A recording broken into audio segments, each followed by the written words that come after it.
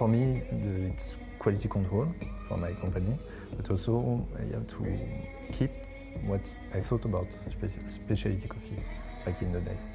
Keep this philosophy alive, and we just need to reinvent specialty coffee.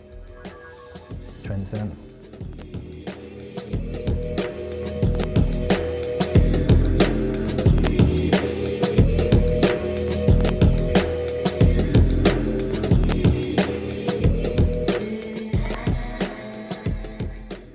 Welcome to or welcome back to Coffee with April. My name is Patrick Rolfe, and this is a conversation with some amazing professionals and entrepreneurs in the coffee industry, sharing their perspective and experience. It's about integrity, quality, and the future. For this episode, we sat down with Antoine, founder of Coutume, a coffee roastery with coffee shops in Paris. I'm going to go out of a limb here and say that this is one of the most important episodes that we've done so far, discussing the need to redefine what specialty coffee is. I hope you guys enjoy this just as much as we did recording it. We're just going to jump straight into this now. Because whenever we do a podcast, what happens is that we ending up having really long, interesting conversations that we don't record, and then it's like, we also need to record this now. So you have to repeat the full conversation that you had before. That's basically what we've done. So me and Antoine has been sitting here talking for quite some time, drinking beer, and we talk about all these amazing stuff, and it's so interesting, so I forgot to record it. So let's jump straight into what we're talking about.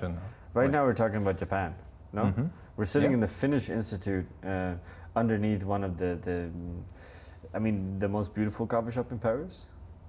So it's a nice coffee shop with some Nordic. It's a beautiful coffee. You say that because there is some Nordic influence. Oh yeah, no. Yes. Everything that is Nordic is very beautiful. Of course. Yeah.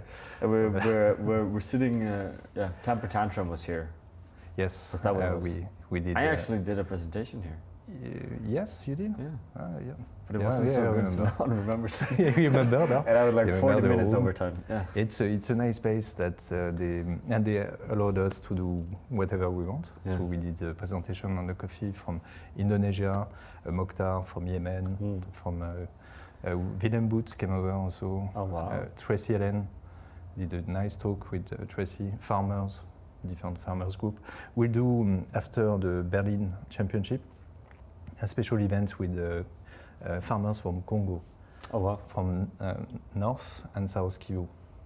That's going to be fun. That's amazing. It's actually really funny with you because whenever your name comes up, I remember that this was some years ago, but it was like, I think everyone started, they wanted to go to like Rwanda or Congo on like a Norwegian trip, and then civil war more or less, and like no one wants to go there, and then it's like, where's Antoine?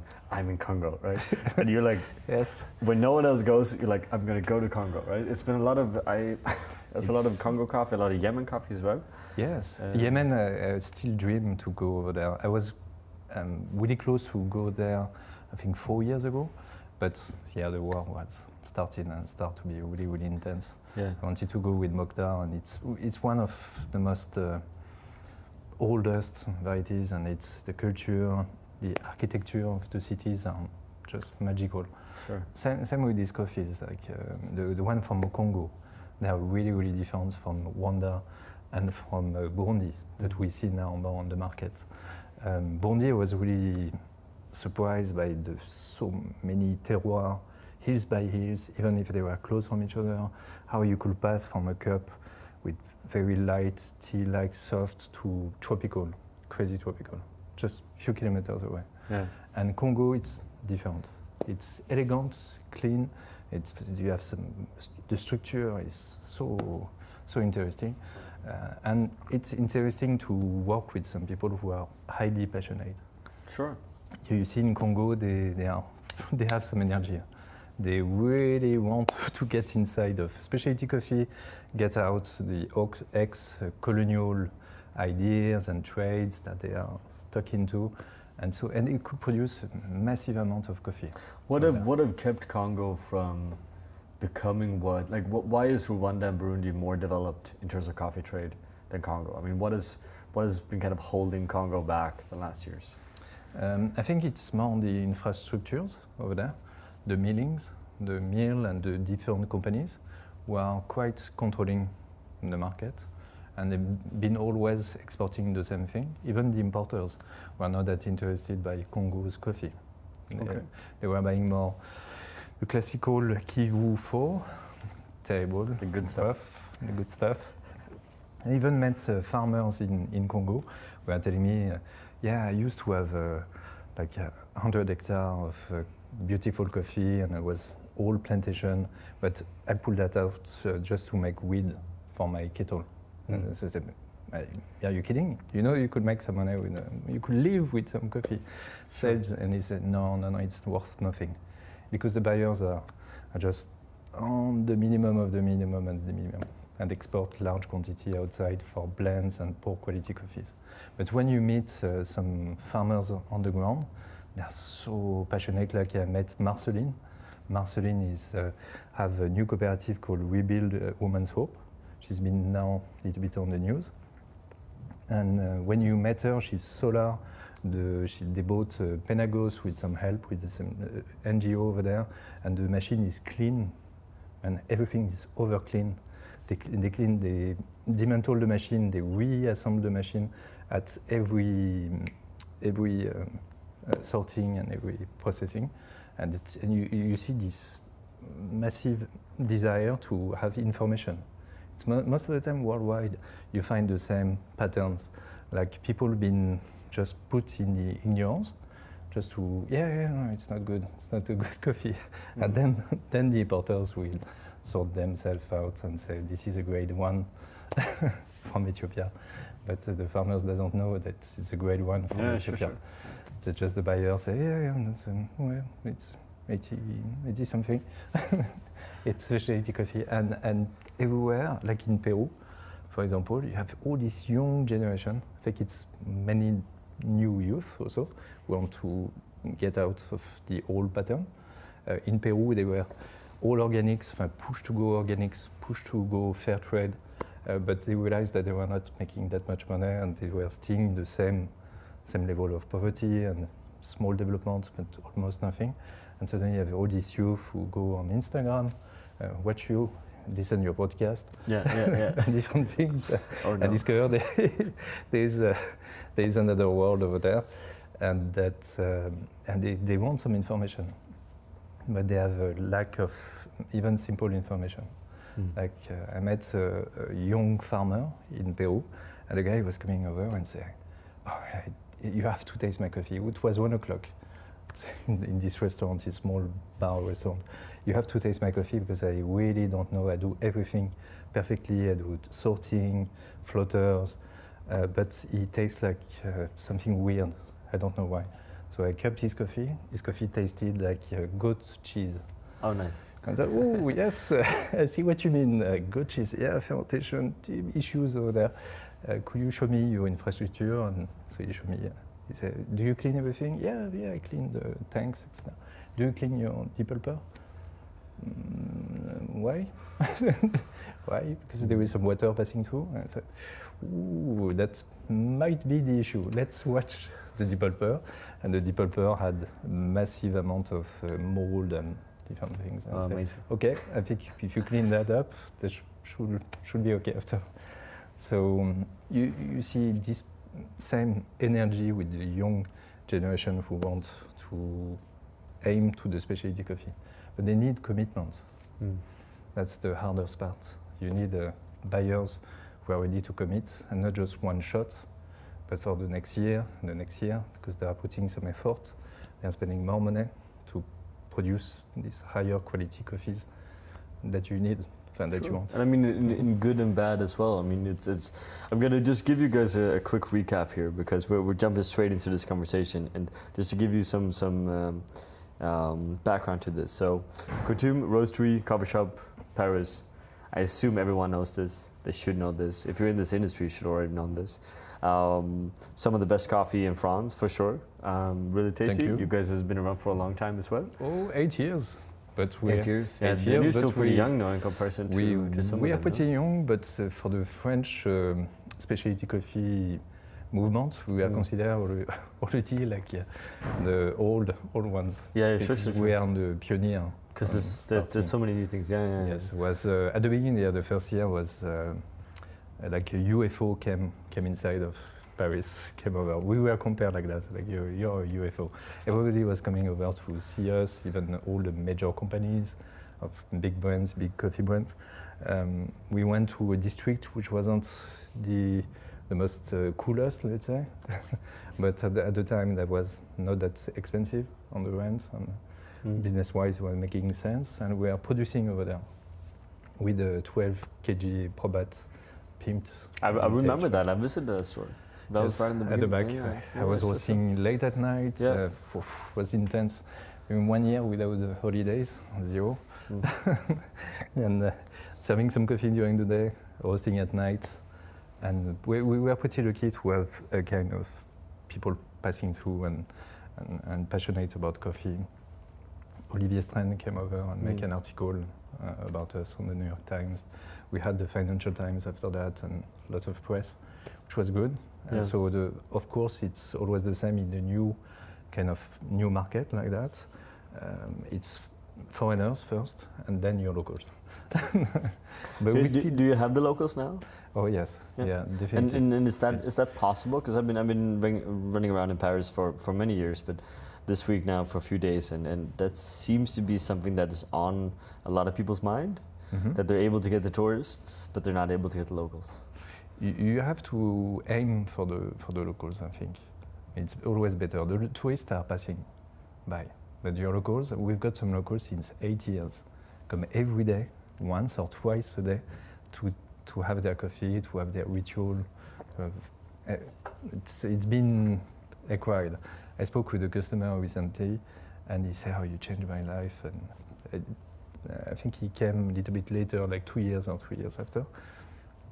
And he said, "Oh, now it's terrible because I can't drink any coffee anywhere." So he starts now to brew his coffee at home when we're closed, when there is some holidays and different things, but he still commits to come all the time.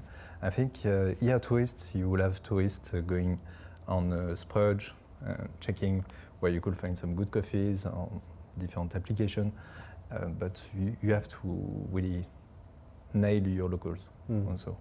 Nail the contact, it's customer service also. We forgot this part. It's not just about putting your head behind the machine, it's putting your head above the machine and smile. Sure. I mean, I think we can all learn a lot from that, right? Yes, always. But in Australia, that was a good school in Melbourne. Because in Melbourne, if you didn't have the smile, but even if the coffee was perfect, people will never come back. Let's go back to that Australia, because I didn't know. What's Australia for you? Like how did you end up there? That was 15 years ago already. Wow. Yeah, I was a heavy French coffee drinker. So since I was a kid, my father was drinking like bowls of coffee. That's one thing I still love in the French coffee world. We love black coffee. We are not really milky cappuccino and things. So it's mainly espresso and filter. Well, your bowl of filter in the morning, and then your espresso all day. And so I thought I knew everything about coffee. Like all the French think they know all about food. So I was quite a wine lover, food lover, and I arrived in Melbourne from a shooting. So I was working as a filmmaker. I was doing documentaries back in the days. I worked in production in cinema during maybe 9 years.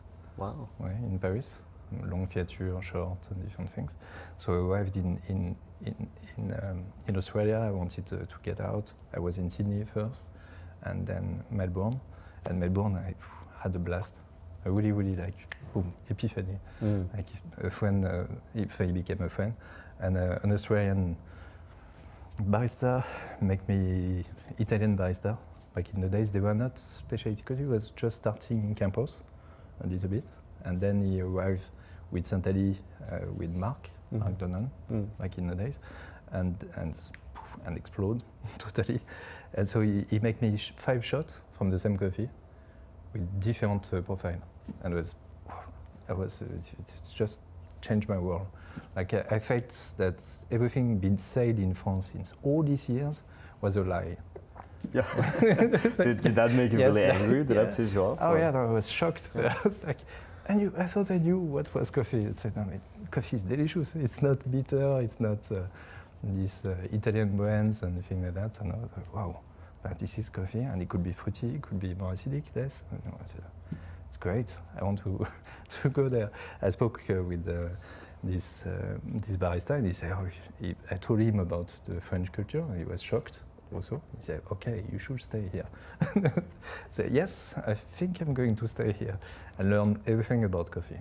Wow! Yeah. And it was a great time because specialty coffee was on just the beginnings in Australia, especially in Melbourne. I was getting really excited, so everybody wanted to do the highest quality as possible, have the best beans, bring some farmers, have some talks, understand more about the extraction, tamping, crazy tampings.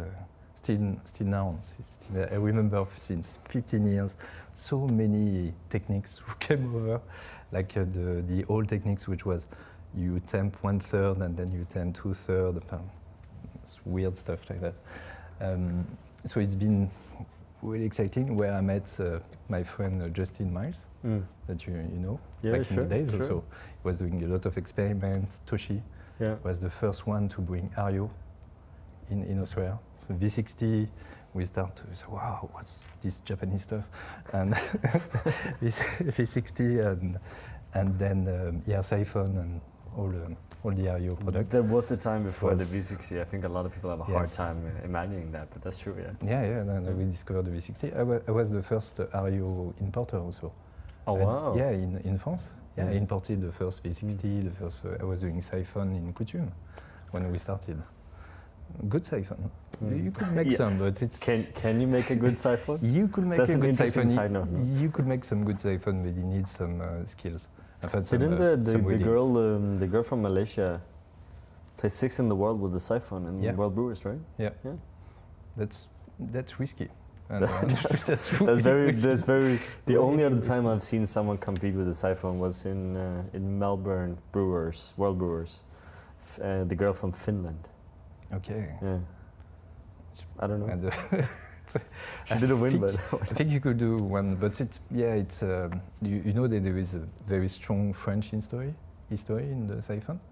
Ah, yes, it's been contest between the Belgium and France. It's been 1834, I think. Yeah. And the one that you see, the one that Ario used the most, it's a model from the 20s, 1920. It was called British Style, and it was developed by a French company back in the days. Okay. And so in the most luxurious hotels and tables, at the end of the meal, you are coming with your siphon. You did a siphon and on the table. you were doing the siphon on the table, and you were serving, pouring at the table. That's and amazing. All the 5-star hotels in France were using siphon. They were making coffee. What happened? Why did they stop? It was really expensive, very, very expensive tools. And back in the days was the burner, you know, the alcohol burners. Mm-hmm.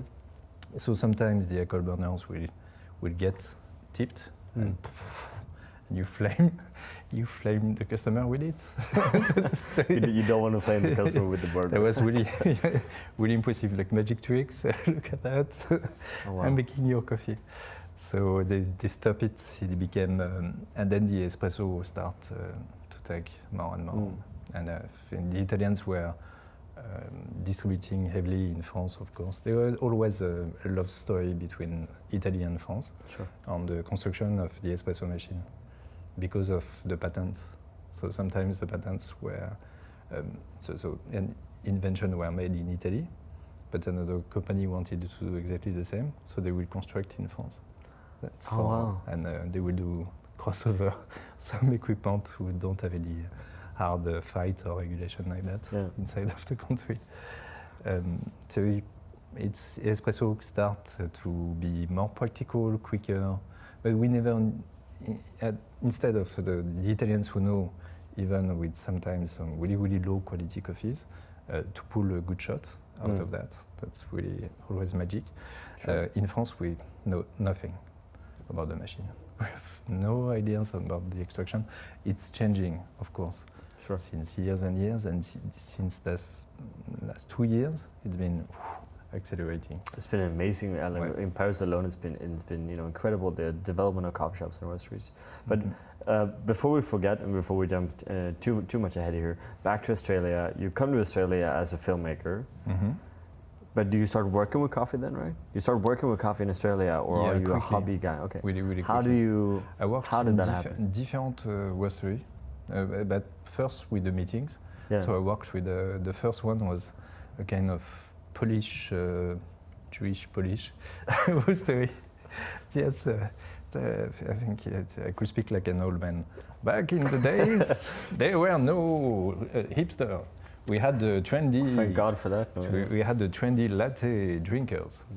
So I could tell you a little bit more about the flat white. Speaking about Go that, for it. because there is a lot of legend about the flat white and how it's been developed. I did a lot of flat white while I was in Australia, because I passed in the cafe also during months. I wanted to know how to be behind the machine and make some coffee. So, So the- flat white existed 15 years ago. Oh yeah, and flat white was a pure reaction, little bit redneck, Bogan's reaction, because they were the trend of the latte with this foamy and the latte art start and they were crossover between San Francisco and Melbourne. People were speaking a lot, and so the redneck and a little bit more Bogan's Australians were saying, "No fluff in my coffees. Pull out this shit.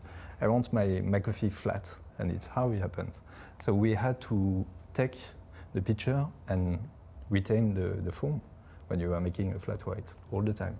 But the New Zealanders didn't like it so much, and also the cafe owners, because you were wasting a lot of foam Sure. and some milk. So they developed a new twist on the flat white, which was just put a little bit of foam. Like that we could do some latte art. Because before it looked like crap, like poor milk drink Yeah. to be served. So the flat white, the modern flat white was developed there. It was Amazing. the New Zealander twist.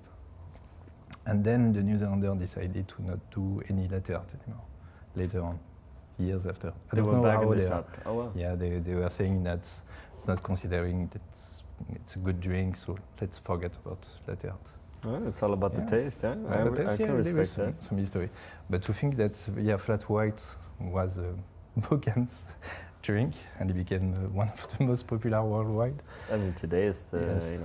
that's the most sold drink in the world, almost, right? Mhm. Oh, Yes. In France, it's still espresso, okay, which is good. very cool.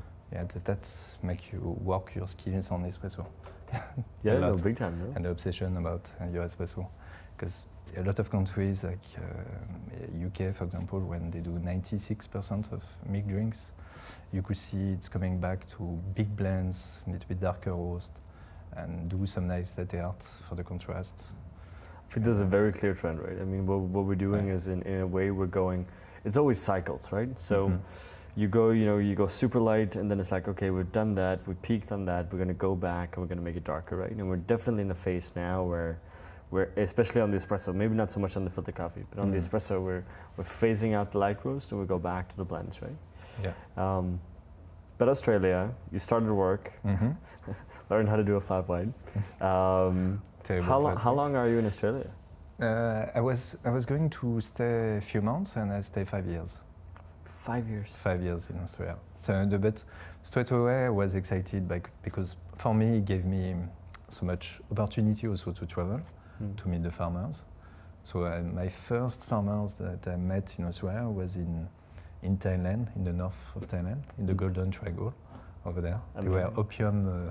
opium co-op who passed by Yep. buy coffee after. I'm not kidding. It was a kind of the queen was pushing the cultivation of coffee instead of opium. They were Australian, and the guys were telling me. Before we used to do the best opium in the world, now we are going to do the best coffee. Say, okay, yeah, that's a nice transition. It's a good idea. It's still farming, no? I mean, sure. Yes, and it's what I liked straight away. It's this world language. Wherever you go, you could speak coffee.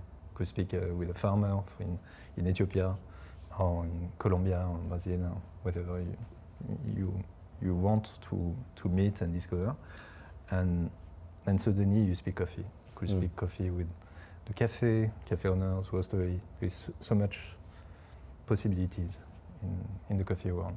Yeah, for sure. And you could create also. That's the beauty of creating coffee shops. You could design, you could go really on details, you could have really an artistic way of thinking at the same time that you need a business way of thinking. Yeah. Mm-hmm. When did you decide, did you always know you would start a company? Was that always, I'm in Australia now, I'm going to start my own company, I'm just going to hang out here and learn as much as I can? Or when was that process, and why did you not start a company in Australia? Or did you? I had the possibility to start in Byron Bay. Maybe I will be much more richer than now. But probably, yes, I had the possibility with my ex-boss back in the days, who proposed me and said, if you want, we could. And the banks in Australia are so nice compared to the French banks. They say, how much do you want? Okay. So you can get some loans. Yeah, you're pretty good. So we could loan you some money.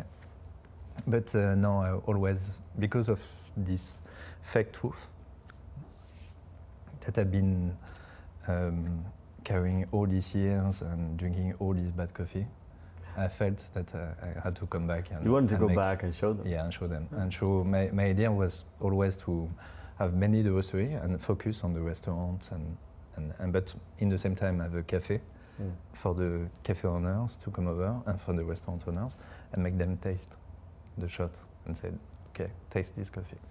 Wow, what was that? And provoke some reaction, which we did. I had like very various reaction from the staff. Sometimes like, wow, this is the most amazing coffee I never drank in my life. Can I work here? We even had proposition of people working with us, and after that you ask, oh, this is really weird. I don't understand what's going on there. It's too strong. And so we had to do a lot of education, which was really interesting when you see the people clicking, and it changed. Because they were drinking like vinegar all this time, and suddenly they discovered the taste of wine. And so, oh yeah, no, wine is good. It doesn't burn. When you drink it, it's sweet, and you have different possibilities also. I wanted to take the maximum of information from my different experience in Australia, also in the coffee producing countries. Always been in my mind also that I will try to buy. It's difficult when you start your business to buy direct also. That's the hardest. And then to know who to trust, also to be transparent enough. Sure. Are they really defending the interest of the farmers? Yeah, the cup is great. I remember an old, almost colonial importers who are having beautiful coffee from Tanzania, beautiful from Kenya, and the guy's been banned now from different countries. Okay. And so the coffee, and you taste it, and I say, wow, this is great. This is 88 points. This is it's amazing. How do you bet? How cheap it is? How it is possible? You see, €5. And say, no, something is wrong there. Something is not possible to have this quality Kenyans, this quality Tanzanian for such a low price. And I think the market needs to realize it. It's not good. It's not positively healthy also for your relation. That's what we've been born also in Australia in this kind of, because it was starting this mythology, and I think you need to keep surviving to this new change on the market. That we need more transparency, we need about good exchange, and we need to see the farmers getting wealthier and even more wealthier and wealthier. Like 15 years ago, the price from 15 years ago and now, specialty coffee, still very close from each other. Yeah. It still amazes me. Nobody is reacting. And the buyers say, oh, this is cheap and it's really good. Yeah, but there is reason. Because they've been totally exploited. I think there's two things here that I never understood, and I'm still, I'm especially in comparison to you, I'm I'm a complete rookie here, right? I'm a young guy who's trying to figure out how to understand this kind of industry, and I'm starting to understand it as a roastery, as in roasting coffee. But the more I look into green coffee, the more I'm getting amazed over how little I understand and over how complex the situation is. And there's two things there that amazes me, and it's one, first of all, it's the relationship between farmer exporter, Yes. which is greatly misunderstood, right? Whereas in a lot of cases, the exporters is, and excuse my language here, but fucking up the farmer quite often, right? Traders also. Yes, local exactly. traders. And from the importer's perspective as well, right? Plus, as well as when you say that the price hasn't changed for the last 15 years, which is, Not that more or much, less no. true, right? Yeah, And it's really.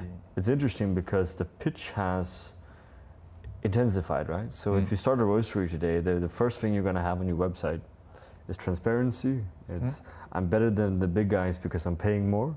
Yeah. I'm paying not just more, I'm paying a fair price, right? Yes. We're paying what the farmers needs, right? Which is not true. Then, because the relation on the ground is still the same post-colonial or, yes, this in both ways. Like either way, the pathos, the pathetic, these poor Ethiopians running everywhere. I need to give them a little bit of cash, and I will make. That's really terrible. You shouldn't think in this way, or the other way. I'm going to, make a business and make a good deal. And so you have two visions, which is totally wrong. Like a better deal for the third world countries. You should just respect the farmers, like you will respect, for example, a winemaker. You respect which work is putting into building this beautiful coffee for you, how much money is spending also, cost of production, cost of living, because that's very different from one country to another one. Oh yeah, sure. Taxes in Ethiopia, which are really high also. And could you help him to get out and be more direct in your relation? Is the person in between, if you have one person in between, fair with this guy? Is he going to, the maximum of the profits are going to the farmer and not by the middleman, or the traders or the importers, etc. So you could have beautiful pictures and a guy smiling and 90 cup coffee, but what's happening back to the farmer? What's going on? And most of the time the farmers will feel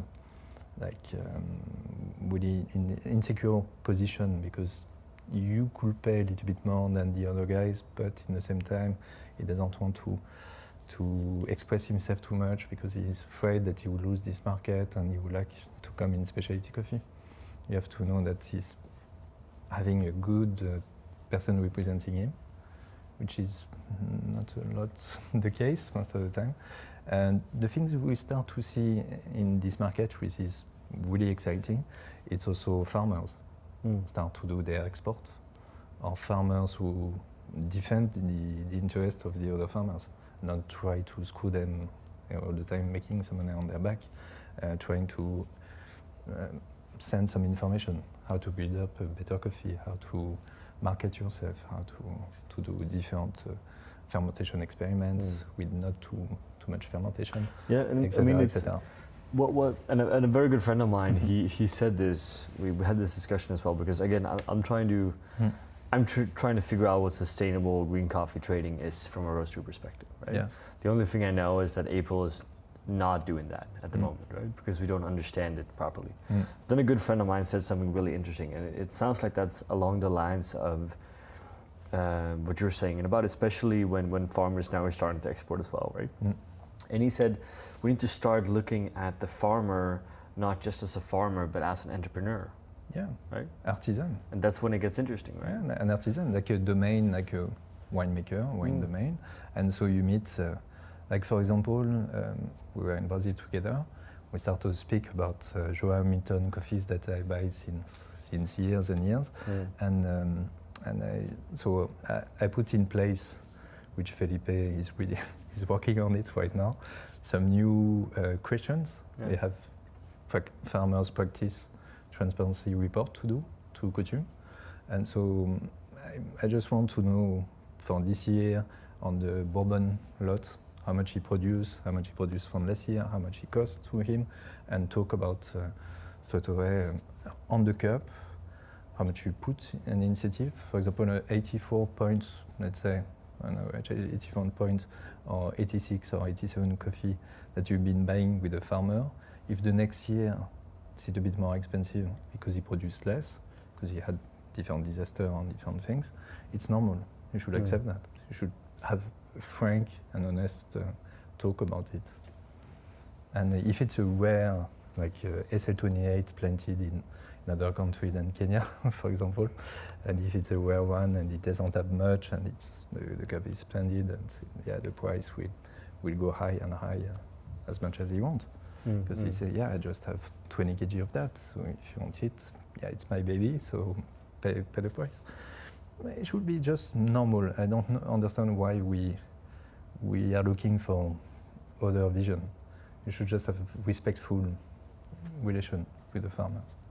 And ask them also, did they treat your coffee? That's one of the big issue right now also with the glyphosate and effect that we know about, the different pesticide and Kenya, for example, which is heavily use of it's chemicals. a mystery that we buy Kenyan coffee, right? I still don't understand. I can't buy it. It tastes amazing, but I mean, the reality of the farming process is that it goes against most of the things that this industry stands for, right? Yeah, and you drink it.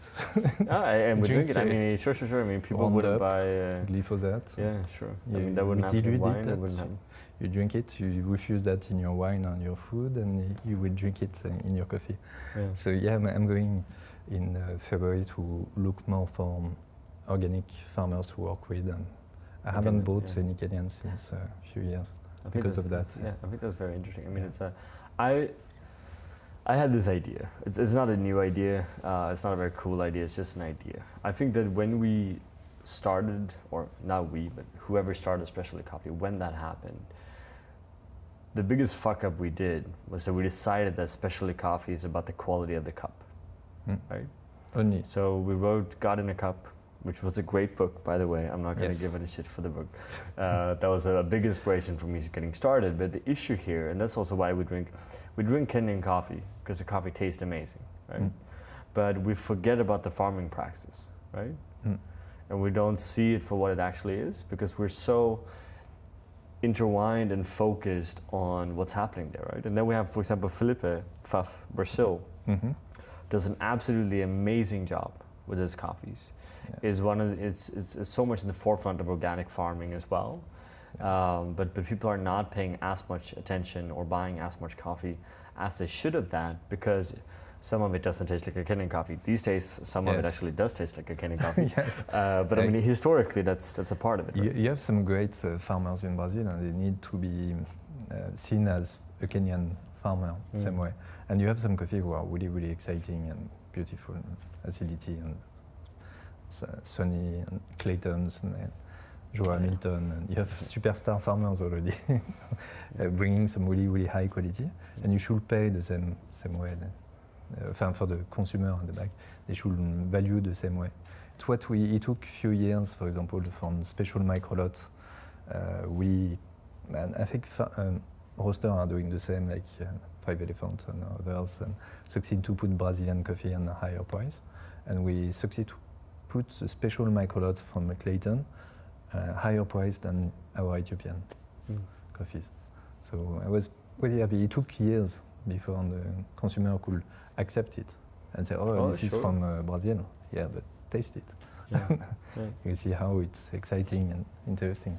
Yeah, I mean, and this year we had the World Brewers Champion winner. Yes, with the Brazilian coffee, no? And kicked how many geishas? Oh, so many, no? Including my own, no? I mean, it's amazing, no? Things are changing, right? Yes. However, when we look at it, it's also interesting because what I see, mainly from a green coffee perspective, the issue is not the microlots, right? The microlots everyone sells, the microlots everyone gets paid for the way they want to get paid for. The issue is what's happening underneath there, right? Yes. The survey has been made on specialty coffee, the good things. It's because you change also your quality protocols inside your process and your farming, and you improve. the volume gets higher quality, and you could minimize defect and different things. So that's the positive impact. But of course, microlots you will sell, but you will still have a lot of coffees under 80 points on the border, which Pfaff handle very well for that. And Felipe handle with different. If it's a microlot, it's under the farmer's name. If it's not, they try to clean it the maximum as they can, and they do major bubblings, as they call, to protect the different farms and the weavers, and with another perspective and idea for the farmers too. And so it's not totally it's their work, because the quality is higher. It will be better than any Santos coffees you could find, but it's still some volume. So they succeed to position themselves pretty strongly. And I think Costa Rica is pretty strong for that also. They succeed their micromeal revolution and put some farms as superstar farms worldwide, booked in advance, 2 years in advance. So even if it's lower in quality, just by the name, they will sell. That's good. That's good to see. In Brazil, it's changing also. You see farmers exchanging coffees, and like winemakers when they meet each other, and they share information and say, "Oh yeah, I've been trying to practice that. I've been playing with the fermentation temperature to this level, etc., etc." So you see a little bit more sharing. Should be the same also for the roaster, which is happening. It took some time before we start to have more roaster forums and different things, because before everybody wanted to keep their secret. Yes, and I mean still in some ways as well, right? I mean, it depends on where you are, right? Yeah. But let's go in and focus a bit on the roasting thing, right? So we start on was that a 12 kilo ProBat? Yes. Small, yeah, 12 kilo. Change. Yeah. I change a couple of things on the 12. Of course you did. To be able to control the speed of the fan, the drum, and everything. But it's like buying an old car. So now I will never feel like buying an old, maybe UG20 for fun, but an old roaster, because it's fun at the beginning, but it's very expensive on the long term. It is. That's why you end up buying a Lauren. And very soon, Diedrich. Oh yeah. Yes. Very cool. I'm going to The buy 35? a nice one. The 20. I'm have some talks. We see between a 35 and a 70. Ah, but bigger. Wow. Yeah, maybe the year. Okay. We see next year. I mean, the bigger the better, machine-wise. But for the inertia of the mass, it's much better. Yes. Of course, as you get lower, you get more susceptible. So if you open the door, you see your temperature drop. You're more consistent, for sure. You're way more uniform when roasting. More uniform. I'm roasting on the 1 kg still in coutume. You could see, I have to lock down the door. I wait until everyone is gone. Yeah. To have consistency, or just by people passing nearby, you see temperature getting crazy. Right. So ProBat Lauren Diedrich, right? There's a lot of different machines. No? What drives you to? I mean, it takes a lot of energy. It takes a lot of time. It takes a lot of money to jump in between different roast models, right? Yes. It's not easy. It's a learning curve every single time, right? What is? Why in the world are you going through that process? To change brands and roasting style, but it's always a discovery also. Yeah, sure. All the coffee roasters have their pros and cons. Yeah. Like you've been tasting Loring, it's much more sharper, cleaner. With the drum roaster, you will get sometimes a little bit more body, but sometimes some oil also, some off flavor. But a better structure, sweeter coffee. That's better structure sometimes, and you feel more comfortable. And I like sharp, also clean coffees. So my idea will be to keep both, to have both one of each. I've always personally wanted to do that as well. Yes. I believe George Howell does that in Boston, right? He has an Uji and a Lauren. Probably, Exactly, you could have some fun, and you could express the coffee differently. That's magic. He still, I think, refuses to roast his Kenyan coffee on a Lauren. He says that's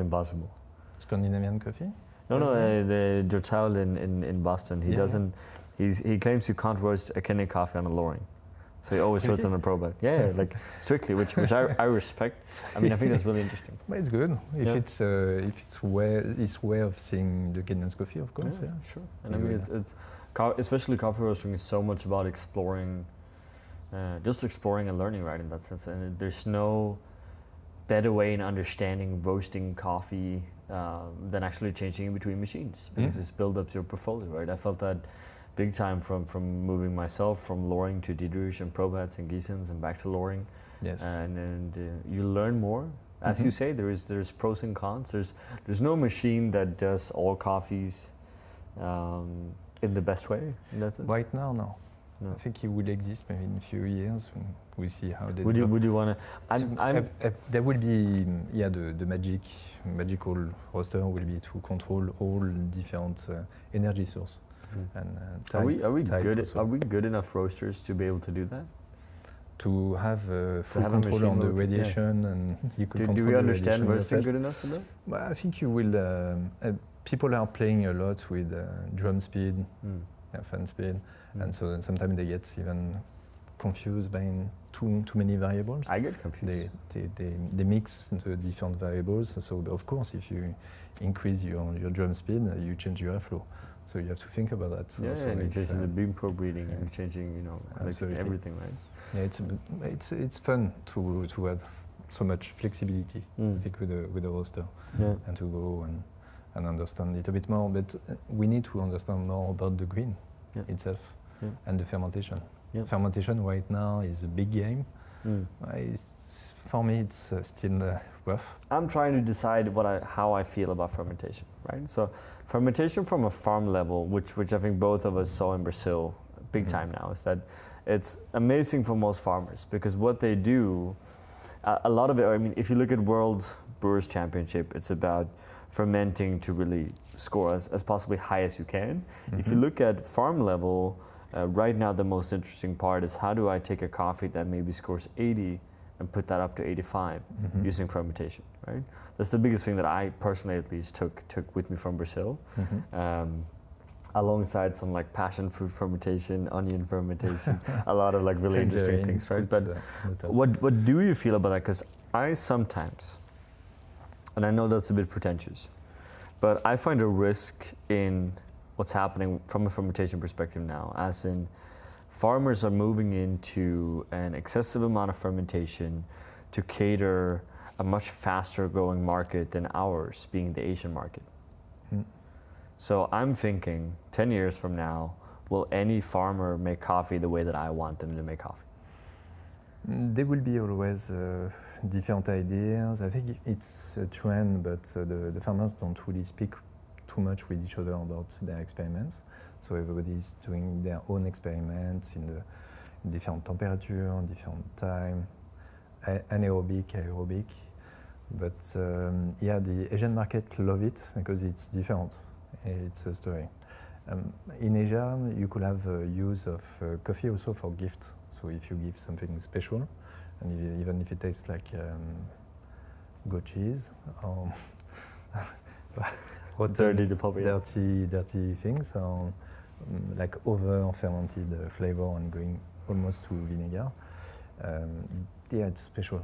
It's wake you up. It doesn't taste like normal coffee. So it would be a possibility for them to cut the image of coffee with something really, really highly special, made by the farmer who did this crazy carbonic maceration, like winemakers.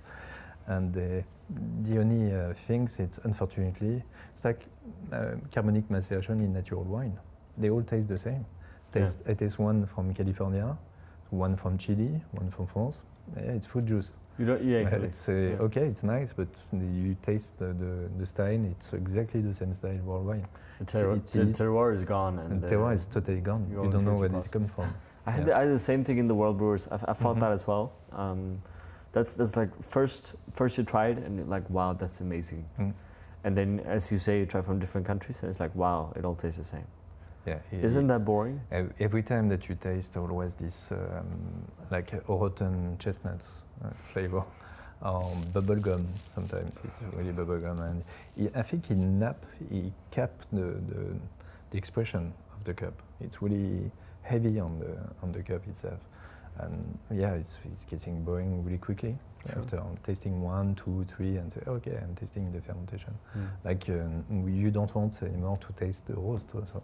So you don't want to taste also just the fermentation. You want to taste how the fermentation could really shine and express the coffee. Sometimes the fermentation, I think, for example, some beautiful Gougy naturals who are just on the edge, and but the flow just pops out, and the fruitiness is explosive, and you think, okay, it's really jammy and it's on the edge of having like overripe cherry or overripe strawberry, but it's still opening the cup and lifting some aroma. And then you say, that's exciting. You could feel the terroir and the style. And yeah, it will be a phase. If we understand a little bit more about fermentation and temperature and altitude, the good things for Brazil, it brings some points higher. Yeah, and and density also, brings a higher density to the bean.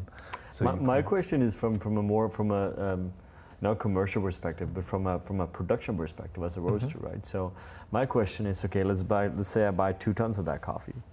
Will that coffee be stable? Probably not. He will get even more fermented. I noticed that some naturals could. Yeah, it's always the same question: how it's been processed. It's been drying fast. It's been above 40 degrees, and it's been deteriorated. Is the enzymatic degradation started or not? You will discover that on the way. Yes, you have to inquire more how the coffee was made. Some natural keep for a longer time, and I think some natural who are a little bit over fermented will go way further, way further. And when you start to burn your throat, it's funny because speaking about that with some old importers one day, and for them it's just a defect. So they consider fermentation notes as over fermented, defected. So they won't buy this kind of type of Ethiopian or different coffees. I mean, I have a farmer we work with now for quite some years in Costa Rica, and I'm buying a washed, processed version of a Caturra varietal that he makes. And the interesting thing is that he sells the same Caturra in a natural processed version. He never did natural copies. He only does this because he has Asian buyers that are asking for it, right? And I cup that natural coffee and I score it way below 80 because of some very clearly over fermented stuff, right? Ooh, phenol also. I mean, in an intense kind of way. But then we have these buyers coming in, and if you look at what they're putting on their websites, for example, it's like 92, 93. Right.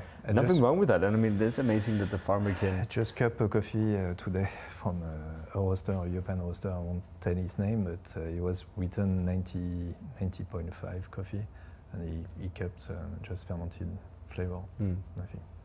It's really, really over fermented strawberry. It's been left over for some days, and he killed the sweetness sometimes also, and he shot the cup most of the time. So you have the cup. So how could you score that? That was the dilemma last year for the Cup of Excellence with Enrico Sloper coffees, who tasted like strawberry yogurt with gorgonzola coffee flavor. So how do you score gorgonzola? No one knows. Some judge and scored 97, and some judge, of course, scored 78. So they had to talk with each other. So for them, it was the most incredible coffee in the world, and the others said, "No, this is it's not possible. It's defect, guys." And so there were a massive debate about it, and he won the Cup of Excellence at the end. Because there were a lot of Asians scoring high, except Kentaro Murayama, who just put the score down and had to put his score higher to be uniform with the judge panel. But that will be a lot of conversation.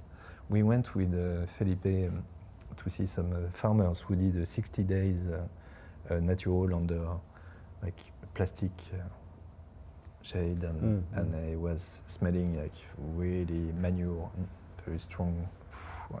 And he said, "Yeah, we are going to make a coffee." And I said, "Yeah, okay." so we start to make a coffee. Felipe tasted it. I saw his face. We were with 2 roasters also from Europe, and I saw his face. He looked at me. He said, "What do you think about that?" I tasted it. Said, "Ooh, yeah, yes, fermentation and to the highest level." But the 2 other roasters loved it. Sure. And said, "Could we buy it?" Straight away. I said, "Okay." There is a market for it, and $50 a pound, and then you go for it. Yeah, so I think we passed on when there were a little bit of fermentation, there was these naturals and nicely processed, to now, okay, let's push the maximum as we can, and yeah, that was. It will be in debate for years, I think. Sure, but I mean, the diversifying the green coffee market is only a good thing, right? I mean, it's good for the farmer. Put the spot on the farmers. Yeah, definitely. Sure. Show that the farmers are doing something special. That's important. They are special. We are all special, but they are special also. We are all special. That is true. Let's switch gear a bit. Otherwise, we're going to be here for several hours, which we could be. So. But we need to drink wine. We'll talk more.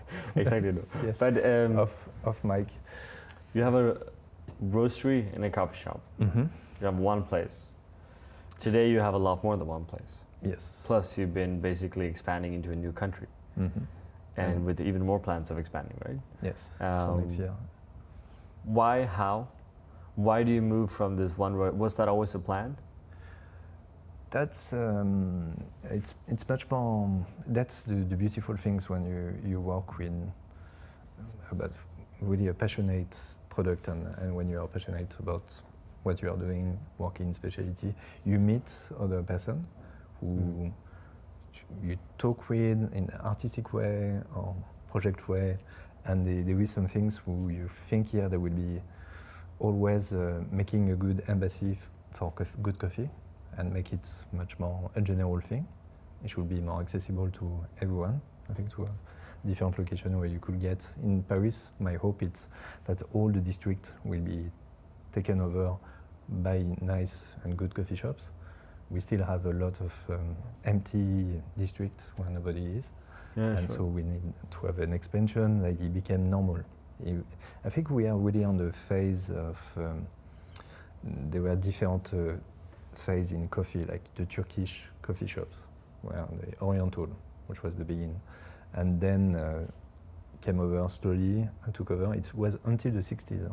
Now it's coming back a little bit. We have an hybrid coffee in Paris, which is good, and you had these espresso bars, train station, drink your shot quickly and go out, and then now there's the coffee shops. Take your time. It's specialized on coffee. Higher quality coffees, normally, and and that would be the next mutation. Cafe will mutate, and cafe will think about more about their quality. And it needs to be a massive wave, slowly, and I think that's exciting also to be part of that in other countries. We choose not the easiest countries. Huh? We could open in London. We go in Japan, Tokyo. We go in Geneva. We love challenge. So if Geneva? What happened in Geneva? We open a coffee shop also, and we distribute Seneso. Also, that's always been part of our skills, and main it's to provide different coffee services.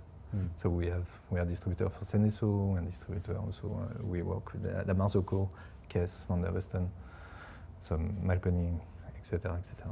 And so in Geneva, we start with. He was working for Coutume back in the day, and he moved to Geneva. He had a good friend over there, and he said, "Yeah, guys, I really want to start. It's very difficult to have a good coffee in Geneva. I really want to start." A Coutume in Geneva. So we had talks, we take times, and also he wanted to start to work with the restaurant, because there's a lot of restaurants who need good coffee, good equipment, etc. So it's going well. It's been, Geneva is not like Paris. Huh? No. Paris, if it's new, everybody want to know, everyone want to visit. Geneva is the contrary. It takes time. So if it's not on the news, on the newspaper and on the news, they will be very careful. They are more conservative for that.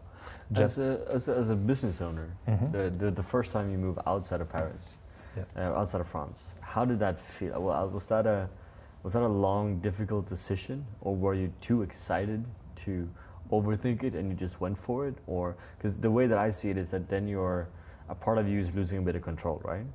You have to, because you can't be everywhere. Yes, that's always the tricky, but yeah, it's also in your company. Every coffee shop owner that I know in the world always had one or two issues with some staff or different things, different talks, bad talks from the staff or different things, and when you come back, it's not exactly the way that you wanted the coffee to be served, or people are not smiley enough.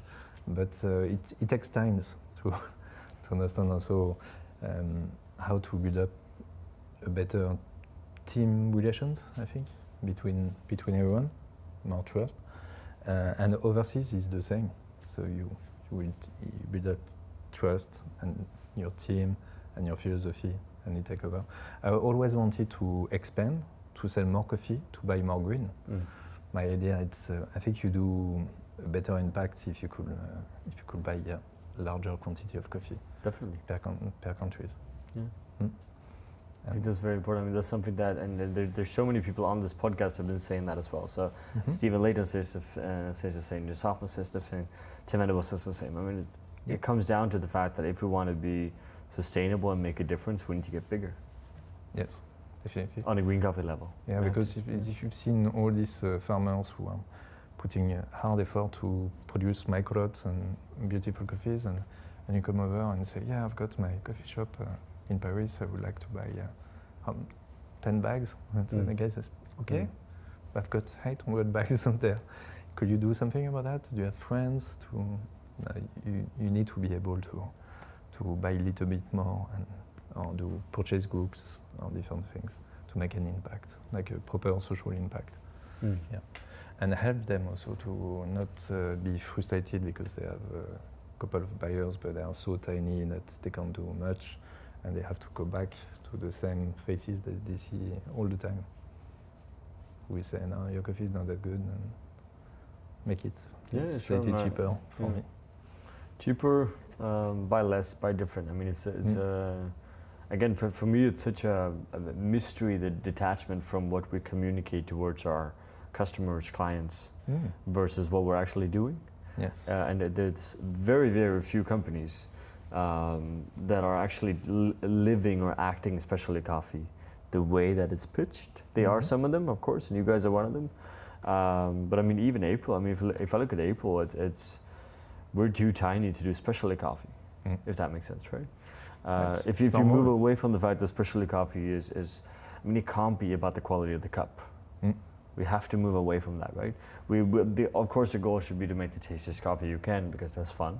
Yes, that's what we're focusing on. You want the highest quality cups. Yes. But then reality is, I mean, an average farm, if you look at their top quality production, that's 4 or 5% of what they produce, maybe? Depending Probably on the less. countries. Right? Depending on the country, if depending they on have the 1 farm. acres to 200 acres. But yet, in general, it doesn't. You need. If you come to a country and you have just in your head to buy 20 bags or 40 bags, you need to think about how you are going to buy it. Can you ship it direct, and could you use an exporter to ship it, and he's not taking control on what you are doing? That's possible also. And I think it will develop a little bit more in the future. And that was the beginning of specialty coffee even in US, back in the days before Australia, before this all movements. It was the first reaction, going small roasters, crossing the borders and going to Central America, buying direct and coming back with their coffees, or finding ways to ship their coffee by different guys, etc. We should go back to this kind of source of ideas. Yeah, if you are using like a third person in between, be sure that you represent well the interests of the farmers. That is really, I would trust more somebody who is already a producer, who is already on the ground, so that you know that at least you could talk with him and he could make you having a communication with the farmers. Because the third person can do that. They should. They can do that. They could present you the farmer that you are going to buy the coffee from, even if you're buying 3 bags of coffee. Yeah, you could interact, but sometimes, so if it's really, really business-wise and the trust is not there, they don't want to do that because they will be scared for you to buy directly from the farmer. Nobody should be scared because if it's an honest relation, so there is no problem. You're representing them, you do the marketing, the sales, and you have a good interest, and the farmers get even more money. It's a win-win, good win-win situation. But it's what we need to think about when we are going to buy some coffee as a roaster, I think. Okay, you show me a nice picture and you said this guy and the coffee is great in the cup, but can I interact with this farmer? I want to know more personally. Maybe you become friends. I have farmers coming to Coutume and they suddenly pop in and they come with all the families and 10 guys. We did, I remember with the Montecopay, with Navarro family, we did their roast, they roast their own coffee in Paris. That's the best and fun experience.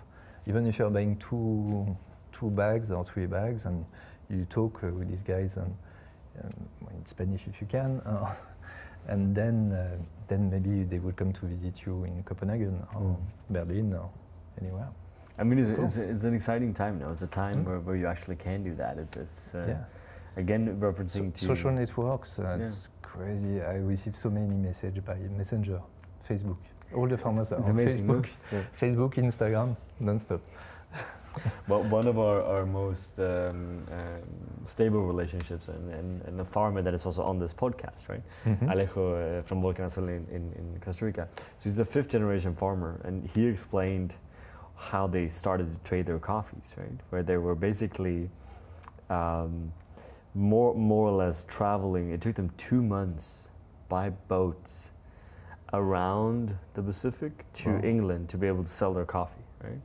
And then sell their coffee in 2 months from London, and then you took the boat 2 months back. So like 6 months a year, that's what you would do. I mean, this is every year, very long time ago. Every year. That's how you trade, right? Do. And today it's like, hi Alejo, you call him on WhatsApp. It's like, how are you? Hey, what's happening? You could even also airlift. It's not really carbon friendly. No.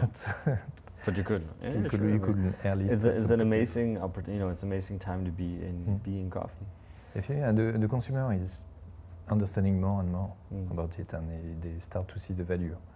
I think the coffee shop owner need to see the value also, because when they start to ask their roastery, could you find me a coffee for $14? It's not specialty coffee. It's not possible. So guys, see your margin on the cups. Don't be greedy, and think you're going to put a face of a producer, but what you're doing is not specialty coffee. You have to put yourself. And a lot of roasters have been, like in Melbourne, it's crazy. There is more than 350 small roasters now. It's hundreds of cafes.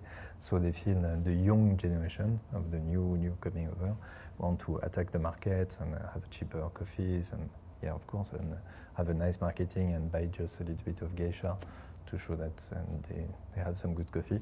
But now the cafe owners also are pressuring a little bit the roaster to lower their price. It's not an healthy relation because their margin is quite honest. Still the highest margin in the cup. Well, for the farmers, it's not the same margin most of the time. Of course not, no. So I think the market need to transcend the old rules and not just do something a little bit different than the commodity market. So we really need to come back to transcend, and it's normal. It's a growing market, so everyone is interested about it. You see the major groups are doing some acquisition all over the place, and so if you want to transcend a little bit that, you have to think differently. Get out. You know, a sustainable farm situation is a situation where the farmer can sell all of their coffee regardless of the commercial coffee market price, right? Mm-hmm. So it's a farmer that is not subjective to what's happening on the commercial market, right? Absolutely. So that's what we need to see, right?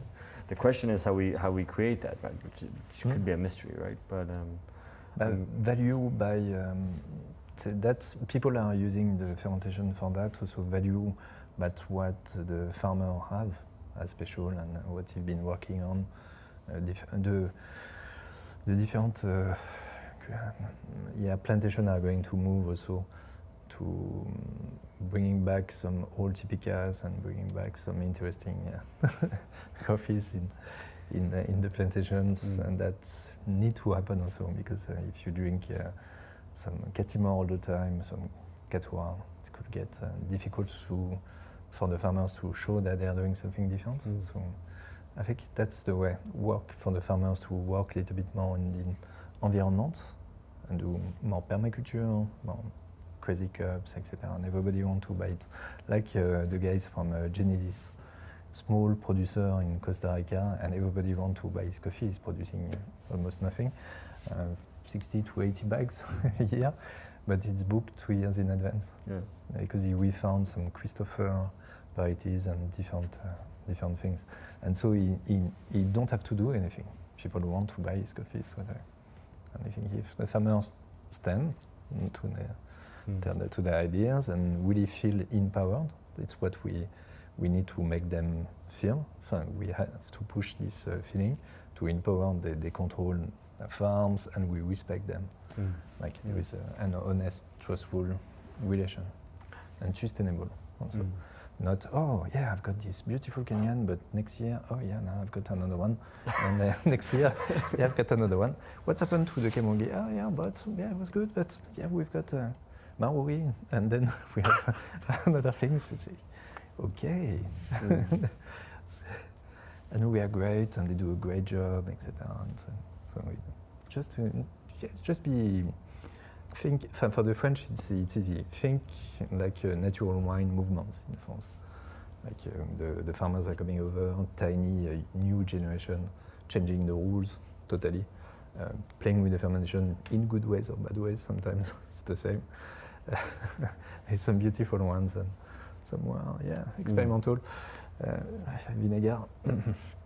So it's the same way, but they have the energy and they know that, and they are artisan. They are producer, and they come and they really pour and say, yeah, I've got this crazy Cabernet Franc, and I did this type of maceration, etc., etc. And you say, okay, wow, I would like to taste it. I'm really interested in how many do you have? Say for me, yeah, the white price is that because I don't have much. And it's my biggest project for the next year until my retirement, I think. That will take some time, is to understand the full cost on the ground for each country, region, and all the coffees that I'm buying the coffee from. So for example, the cost of production is pretty high. In Brazil, if you want to do hand picking, because to employ somebody, it could be expensive. But in the same time, some other tax are not that high. The cost of living is not as high as Ethiopia. The tax in Ethiopia are higher, but the cost of production is lower. So if I could understand the social dynamics, that would be the best. Like I could have an idea, and I know how work with the farmers also in a transparent way, and they could be honest and say, yeah, I produced this year, so yeah, all my coffees are $1 higher. Okay, we should accept that instead of, yeah, but you could make 10 cents lower than that. And he will make this industry make him a little bit more healthy on the specialty coffee vision. Yeah, I mean, absolutely. And I think that's an amazing way to wrap this up as well. I mean, it's one last thing, and I always say the one last thing, and then we talk like 30 minutes more. But why is green coffee? I mean, I think I understand it, but I'm still curious because there's people that say they are interested in green coffee. There are people that say they want to do things. I'm one of them. But then there's people like you that actually do things. And you're involved in green coffee on a very complex and deep level. It seems to be. Where does that come from? I want to go deeper into this level, I think. But why is that? I mean, I can understand why it's important. But what switched that for you? I mean, why is that so important for you? Because I think even in general philosophy, well, I don't know. It's been part of my education, I think. That's my point being I always respected and have friends winemakers, so sure. I won't treat them like shit and try to buy their wines at cheaper price. For me,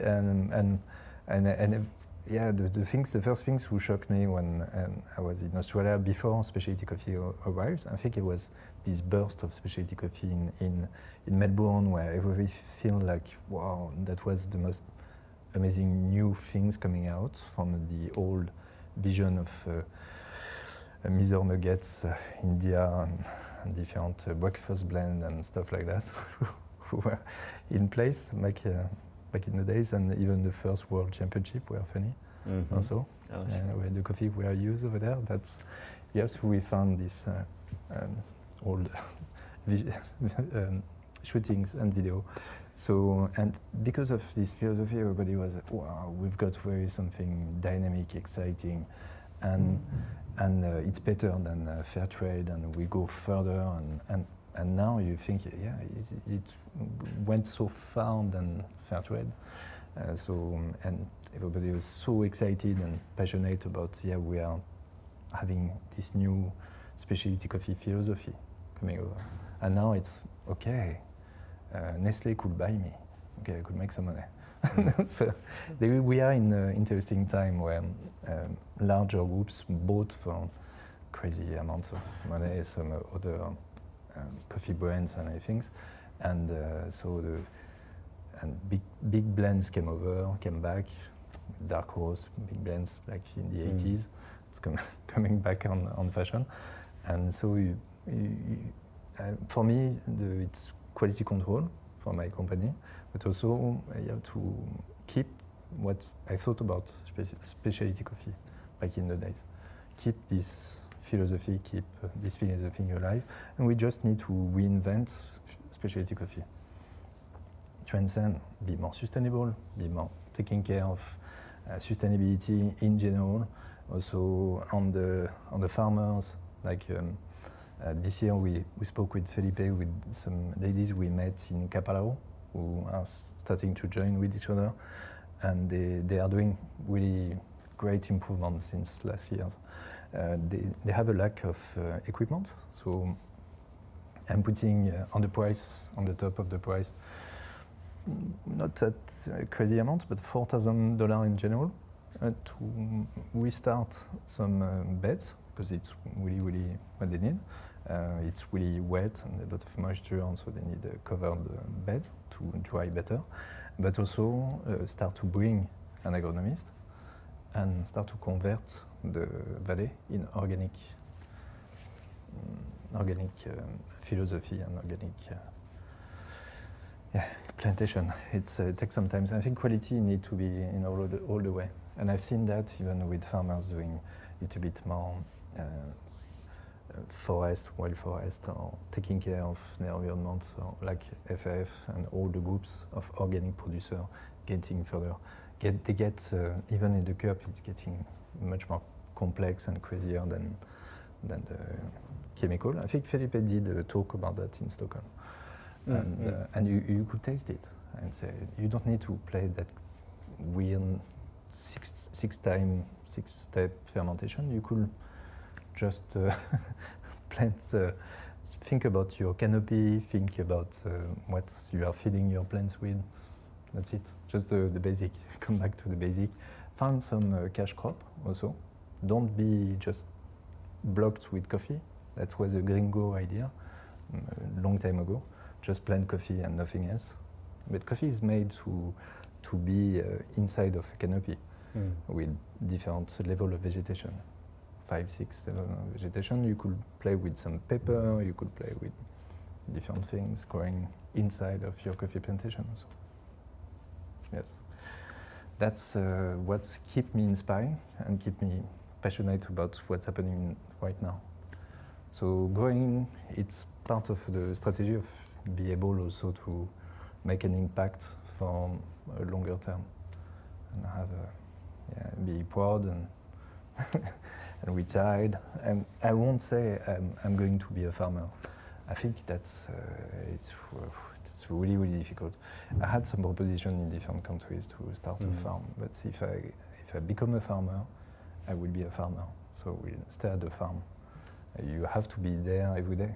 You have to work with your team on the ground, and you have to be there all the time. That's another project, but I will help out the farmers. It's much more nicer and easier. Like, for example, in your podcast, if you know some people interested by Congo, nice Congo coffees, yes, send a message.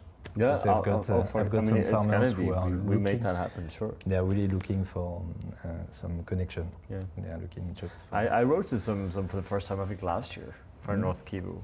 I cooperated there, and that was super cool. Yes. That was so good. It was so much better than what I would ever kind of expect. Definitely. The surprising cups was these elegant cups that they could have from south of Kivu. Was so floral, so tea-like, and was magic, clean. So I was, wow. So how I'm going to get this coffee back in Paris? That's the most difficult part. That's the most difficult part. Yeah, they have a competition now, Saveur du Kivu, who is becoming more and more popular, I think. And even with the Saveur du Kivu competition, it's hard for them to have a right price for this type of coffee, because they are far, so it's easy to buy for lower price. Yes, yeah, it's been a great talk also. Yeah, amazing. It's totally. I'm just sitting here and I'm losing track of time. Yes. Thank you very much. I mean, this been. I learned a lot from this, which is why I do this podcast, because I just want to steal stuff from you. But I want to. Different people. I know that April. I mean, April is kind of bullshit when it comes to specialty coffee, right? Because we don't make any difference. I mean, we buy coffee the way. Sure, I buy from the same farmers, but I mean, it's frustrating to realize how, especially after talking with you, how little understanding I have about this. Where we need to be a lot better at what we do from a green coffee perspective. I think it's a general thing worldwide. It's not just in France or in other countries, even on the most advanced coffee countries on specialty coffee. It's how to rank quality also. That's always the question. I don't know if we spoke about it. It's like you come with a Japanese whiskey I did in Indonesia once, and it was, oh wow, everybody was just came back from Japan, say, well, that's going to be amazing, in the middle of the forest, and people knew already that some Nikka whiskey, it's crazy, but in coffee, it's still complex. For tea, for example, you say, yeah, I've got this Earl Grey from and some people, and from this producer, and they have an image of tea as a high quality product already, even if it's not. And there is some different quality. But for coffee, if you say, what is a really amazing coffee, really great coffee, really good, not so good, really bad, we have a difficulty to rank it, and the consumer are totally lost. Right now, it's Geisha. Geisha is working. It's people are pissed off against Geisha because you hear Geisha all the time, and you see the world competition with so many Geishas. But in the same time, it's better than what we had on the Blue Mountain, Kopi Luwak, and the different ideas, because you have to think about the consumer also. So suddenly there is this geisha mythology around it, and they taste it, and it's, well, depends on the geisha, but most of the time it's really incredible. It's a really a nice tasting experience. which you don't have with the Coffee Luwak, for example. You won't say, wow, you say, what? So there won't be the same reaction. And we need this kind of superstar farmers. We need this superstar story, cups and different things to start to rank and in the consumer mind worldwide. So that's one of another project that I'm preparing. I mean, we're gonna have to have podcast session 2 and 3 and 4 and 5. Maybe we just do we can do a separate podcast, which is Antoine and Coutume redefining specialty coffee, which is what we should do. Right. I mean, I think that's the coolest thing I heard in a long time, and it brings back a bit of hope for this industry as well, because sometimes I lose that. Yeah, there is a lot of excitement to keep. In this industry and this coffee worldwide, I think. Yeah, basically. Could get, and that's what I loved in coffee. It's always new discovery. Coffee from Yemen. When I started to roast, 15 years, 10 years ago, or even more,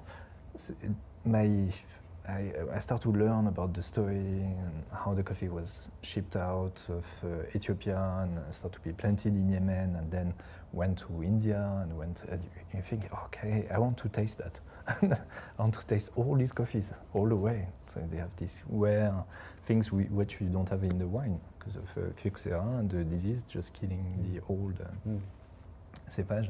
I was like, wow, I want to taste Yemen. And when I arrived in Coutume, I was thinking, okay, let's do the road of coffee. Let's buy some coffee from Ethiopia, from Yemen, etc. I tasted some Yemen, it was terrible. The cup was over fermented and really rough. And I was like, oh God, no, I'm not going to buy it for marketing purposes. No way. No, I just want to buy good coffee, great coffees. I don't want to have this, this is from Yemen. It tastes, like the Coffee Luwak ideas, marketing coffees. And suddenly there is a great guy, Mokhtar, who, he come over, he risked his life, he go over there, and so now he's becoming a coffee superstar. You have some people jealous, but it's good. It's good to put suddenly on the spot some farmers and bring some high quality coffees. Like people don't like also to see wealthy farmers, successful farmers. Why not? Why not?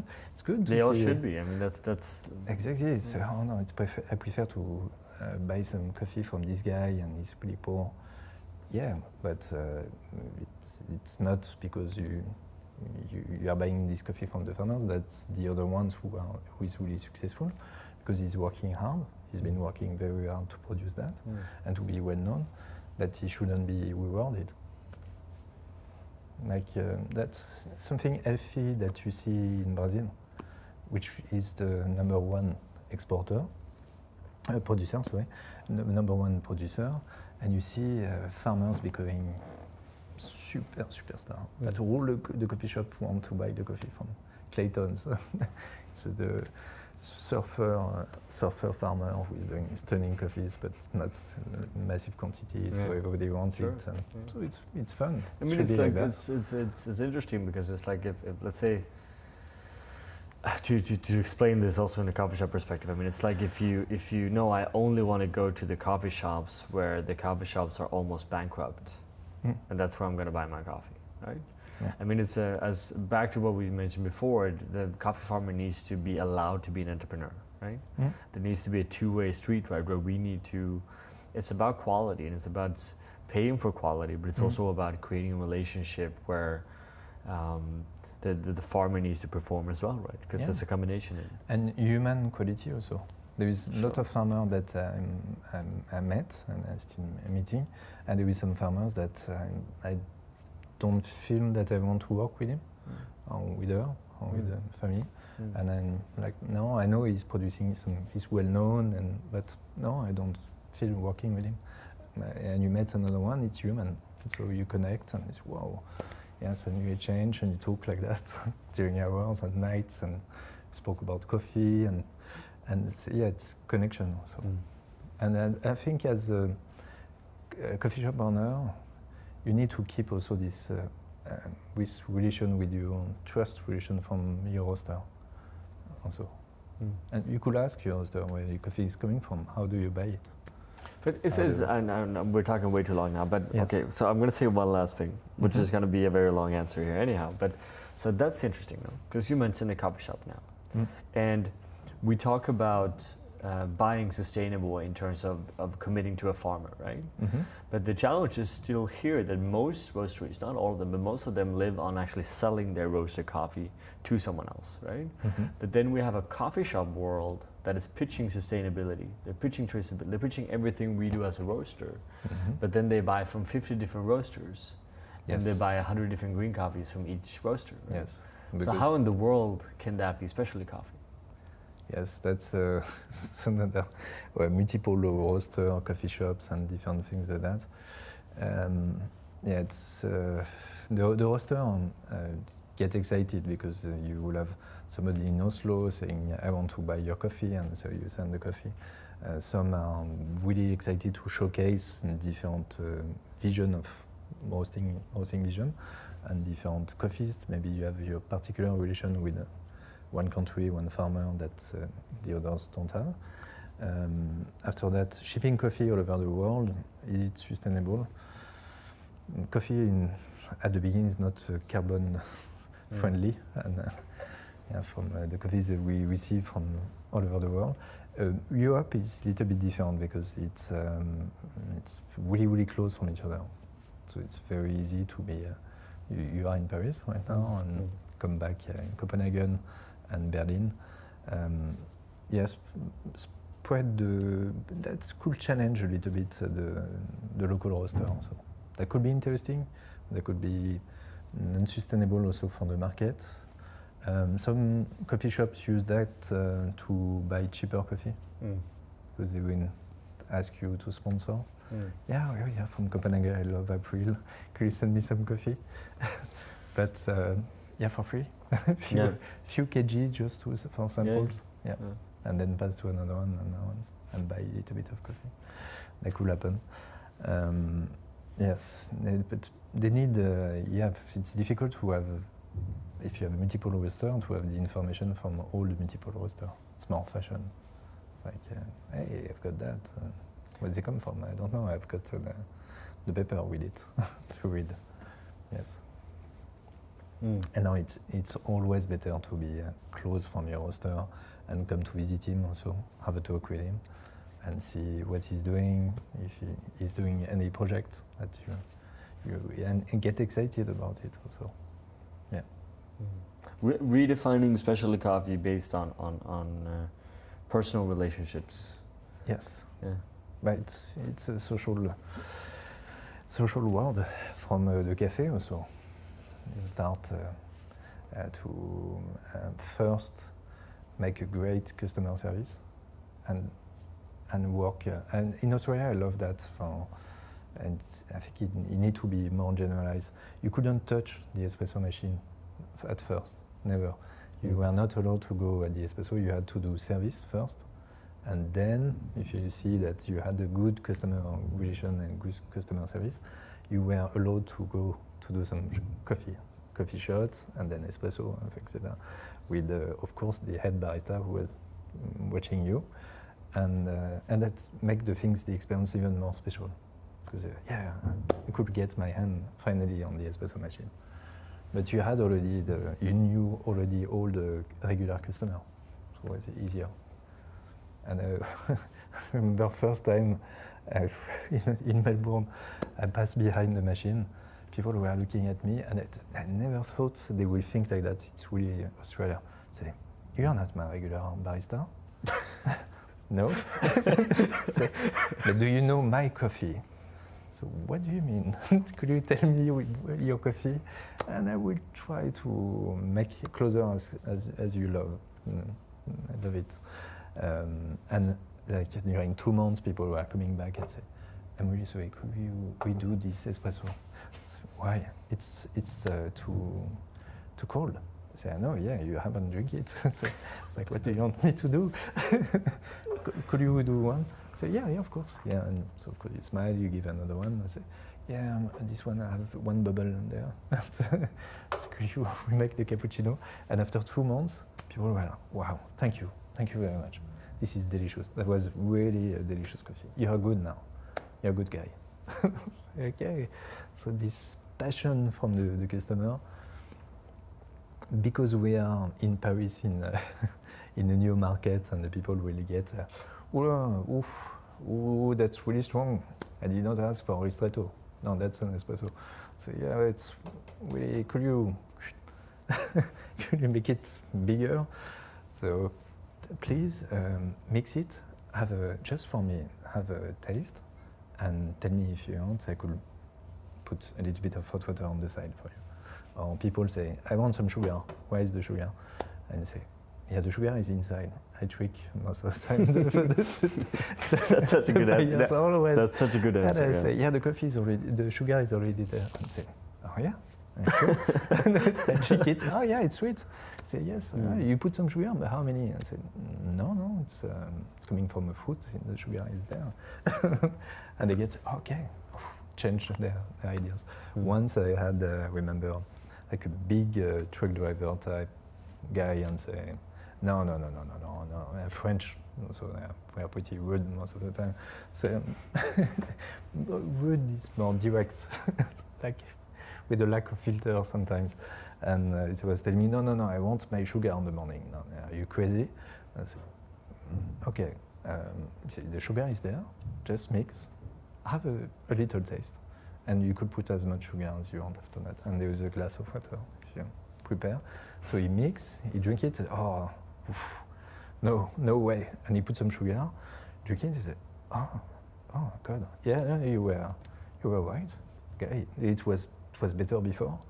And I put some sugar, now it tastes, it's not as good as the first one. So he just realized that what he was thinking was just a habit, like from dark Robusta coffees. That's the challenge we've got every day sometimes. And the good things, it's the fact that you need as a company to be thinking also deeper, but to be recognized. That's always the best, because people will try and knowing that it's going to be another experience than what they have at the regular cafe. So you have, and even there, for example, in the Finnish Institute, we have a lot of new people coming over. So even French tourists. And so you have to just have the time to place a minimum of information. Even the most basic ones. That's coming from Guatemala, from a small producer in Guatemala. That's it. So just one sentence, and people go, what? Why? Why did you talk about it?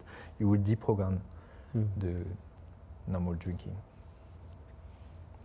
And the shock, because if you expect Robusta diluted with some sugar to put into there, and it's concentrated, sweet, and burst of aroma, and you're like, ooh, what's going on there?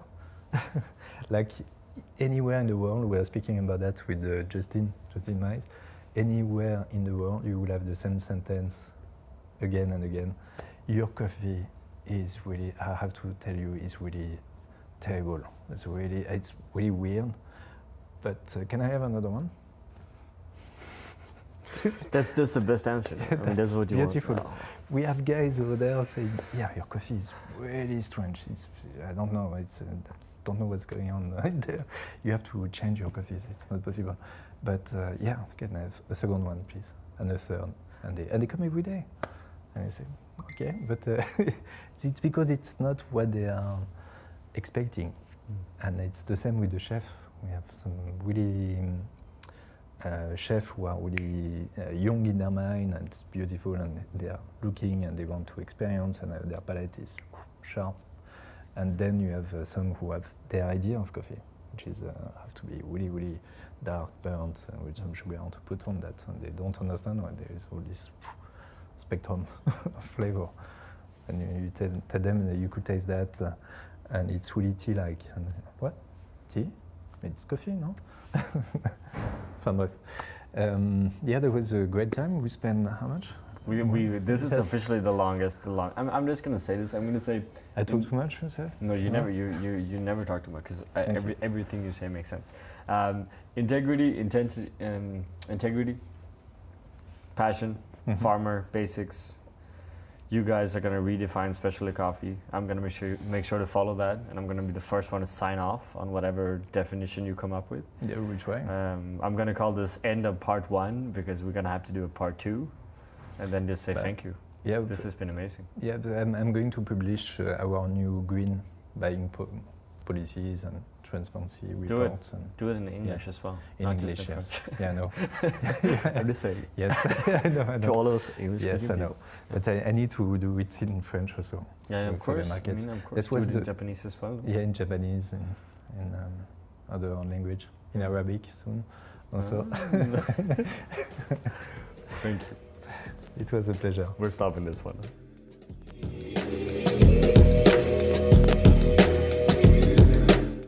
From us here at April, thank you for listening. If you enjoyed this podcast, please share with your friends, family, and colleagues. Thank you.